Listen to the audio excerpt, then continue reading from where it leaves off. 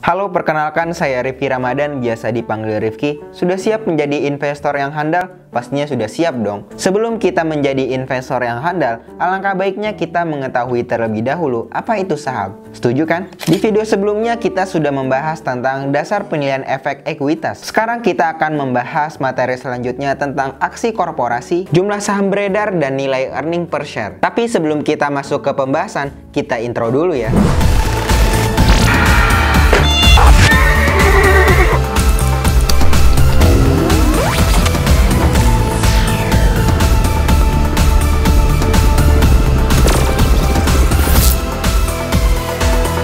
Aksi korporasi sangat penting diketahui karena aksi korporasi bisa mempengaruhi nilai saham yang beredar maupun nilai earning per share. Untuk poin pertama, aksi korporasi adalah mengenai perhitungan IPS dasar dan IPS terdilusi.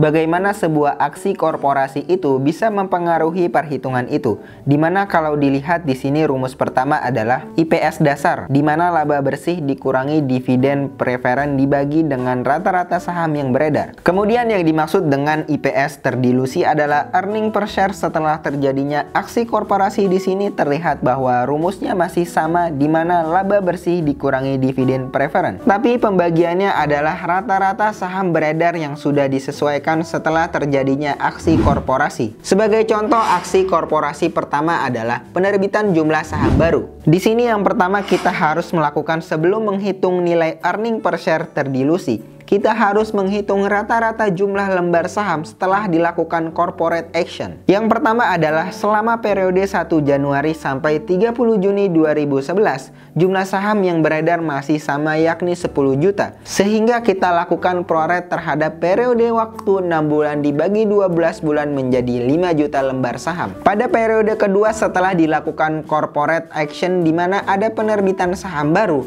maka jumlah saham baru menjadi 10 juta ditambah 2 juta menjadi 12 juta lembar, kemudian diproporsikan dengan periode waktu yang berjalan yakni 6 bulan dibagi 12 kemudian menjadi 6 juta lembar. Sehingga secara total rata-rata tertimbang jumlah saham yang beredar adalah 5 juta lembar saham ditambah 6 juta lembar saham menjadi 11 juta lembar saham. Rata-rata jumlah tertimbang inilah yang kemudian digunakan untuk menghitung nilai IPS per dilusinya, dimana untuk IPS dasarnya dulu. Artinya adalah net income dikurangi preferred dividend itu dengan 10 miliar dikurangi 1 miliar dibagi dengan 11 juta lembar saham menjadi IPS per dilusinya adalah 18 rupiah per lembar saham. Sebagai contoh aksi korporasi berikutnya adalah stock split dan stock dividend. Untuk stock split itu artinya adalah pemecahan nilai nominal saham menjadi beberapa saham baru sehingga nilai nominalnya menjadi lebih kecil.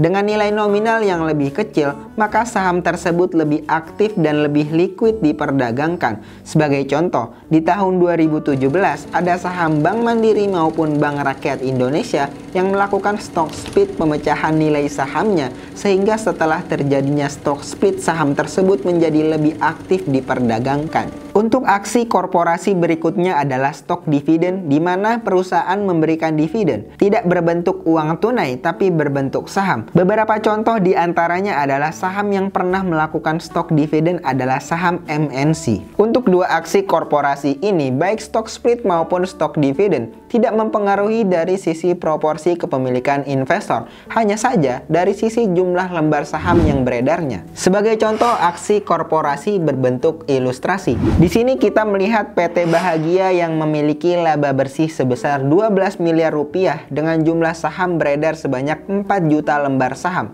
Pertanyaannya adalah: 1. Hitunglah besarnya IPS dasar. 2. Hitunglah besarnya IPS terdilusi jika perusahaan mengumumkan stock split satu saham lama menjadi 2 saham baru. 3. Hitunglah besarnya IPS terdilusi jika perusahaan mengumumkan adanya 10% stok dividen. Sebagai jawabannya untuk pertanyaan pertama, untuk perhitungan IPS dasar menggunakan 12 miliar sebagai laba bersih dari perusahaan dibagi 4 juta lembar saham, sehingga IPS dasarnya menjadi Rp3.000 per lembar saham. Untuk jawaban yang kedua, IPS terdilusi setelah perusahaan melakukan stock split, maka laba bersih sebesar 12 miliar dibagi dengan jumlah saham yang baru adalah 4 juta lembar dikali 2 menjadi Rp1.500 per lembar saham. Dan untuk jawaban yang ketiga adalah EPS terdilusi setelah perusahaan itu mengumumkan 10% stok dividen. Maka perhitungannya adalah laba bersih perusahaan sebesar 12 miliar rupiah dibagi dengan 4 juta lembar saham dikali 1,1.